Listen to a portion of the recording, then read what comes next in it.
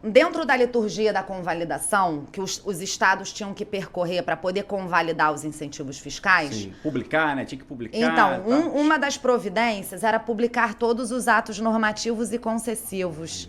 Na verdade, os concessivos era depositar no Confaz. Tinha alguns que eram no de gaveta, portal da né? transparência. Tinha alguns regimes especiais que eram de gaveta. Era uma relação bilateral, era um contrato bilateral sim, entre o Estado e o contribuinte. Que não era dado publicidade. Isso. E aí vamos falar de análise combinatória.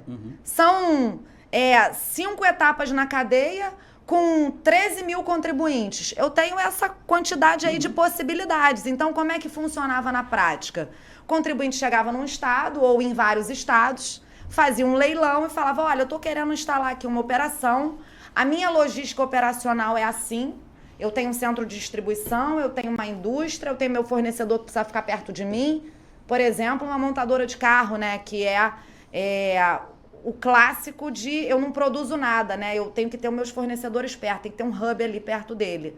Então, nesse modelo de negócio, como é a melhor forma de otimizar e reduzir a carga tributária do ICMS sem que os outros estados percebam e questionem no STF. Para acabar com aquele benefício fiscal. Assim, tem um estudo até muito bacana que foi feito por um colega, o Lucas, eu não me lembro o sobrenome dele, mas depois a gente pode colocar aqui pro pessoal que está assistindo e ouvindo a gente. Ele publicou, na época da minha dissertação, até tá no meu livro, né, modéstia à parte, gente. O livro tá bom demais. A gente vai repetir isso várias vezes. O livro tá bom demais. Tá muito Podia ter bom. trazido o livro pra gente colocar aqui da nossa coleção, A mas gente vou bota cobrar. um pop-up dele aqui, ó. Cadê o pessoal da produção? Bota um pop-up Produção, do a gente livro coloca aqui. aqui o livro aqui, ó. Ele é lindo. Faz o close aqui agora, Fabiano, pra gente colocar o livro aqui depois na edição. Vamos botar a inteligência artificial, finge que o livro veio.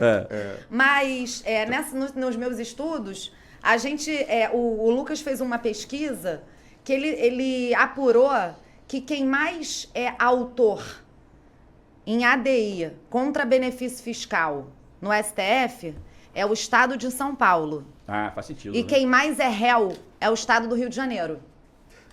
Então vejam que as duas potências econômicas do Brasil guerreando lá no STF. E para além disso, tem uma outra questão que a gente tem que sempre falar com relação ao direito, que é a questão política. Por quê também? Quem é também de autor de ação civil pública, ou civil pública não, ação direta de inconstitucionalidade, ou própria arguição de inconstitucionalidade no TJ, das leis também, é o governador do estado em face da Assembleia Legislativa. Então vejam que a gente tem aqui poderes e forças, né, de concessão de benefício fiscal, já está pacificado que o Legislativo tem autonomia para propor benefício fiscal. Então, o que acontecia aqui no Rio de Janeiro, meu objeto de pesquisa foi Rio de Janeiro, né? Então, imagino eu que no Brasil também. Mas o que acontece? O deputado, ele, né, quer atender algum determinado setor, né, os seus eleitores, ele propõe a política tributária, o incentivo fiscal, só que ele não vem acompanhado de toda a liturgia que tem que vir. O estudo de impacto financeiro, né, que o projeto de lei tem que estar na LOA, na LDO, aquela coisa toda aqui do artigo 14 da LRF, do 113 do ADCT. A responsabilidade fiscal, né? Isso. Aí o deputado propõe, passa por todo o escrutínio da Assembleia, a lei é aprovada. Vai a autógrafo do Poder Executivo, né? E o Poder Executivo pode vetar ou sancionar. Geralmente, né, e assim, mais recentemente, após o ingresso no regime de recuperação fiscal e com a convalidação, eu posso falar de carteirinha porque eu sou assessora desse assunto, o Estado do Rio de Janeiro, por exemplo, vetou muitas leis por conta dessa questão tributária, né, legislativa e da liturgia. Quando volta para a Assembleia, ela tem o poder de derrubar ou manter o veto. Então, a palavra final em processo legislativo é do Poder Legislativo. E aí é um problema, por isso que os governadores, né, tendo em vista uma pressão política absurda que começa a emergir, a partir do momento que a lei é aprovada, tem que regulamentar, tem que botar a lei para valer, porque os empresários querem começar a fruir do incentivo. Porque, gente, vamos combinar? As leis gozam de presunção de legitimidade, constitucionalidade.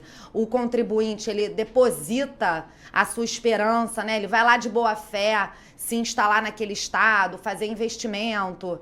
E o contribuinte tem que entender que a lei era inconstitucional, né? Que era um risco para ele.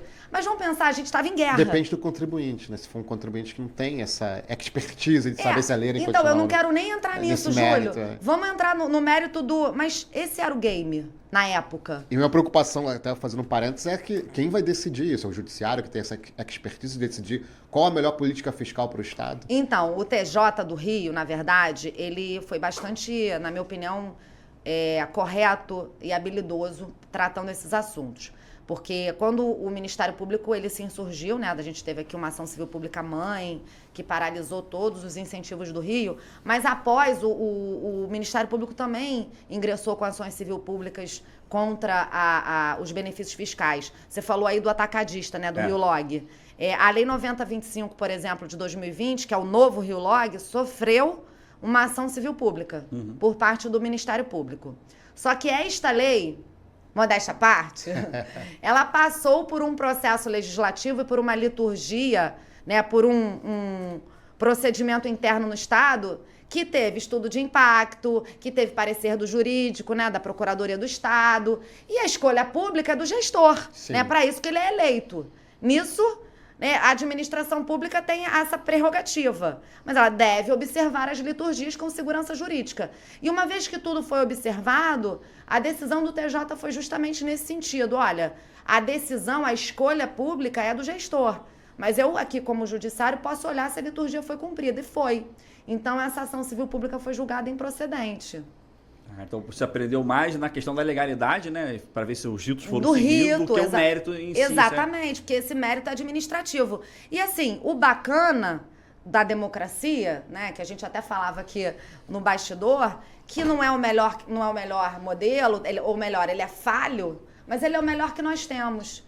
E o bacana é que a cada 4 anos, se a gente acha que a gente errou como cidadão, como eleitor, a gente pode ir lá e consertar o nosso erro, né? A gente pode mudar essa história. E assim, é isso que eu aprendi assim, nesses meus estudos, é que nada é tão definitivo que não possa mudar. E a gente não precisa viver também naquela síndrome da Gabriela, sabe? Sempre foi assim, vai ficar sendo assim para sempre.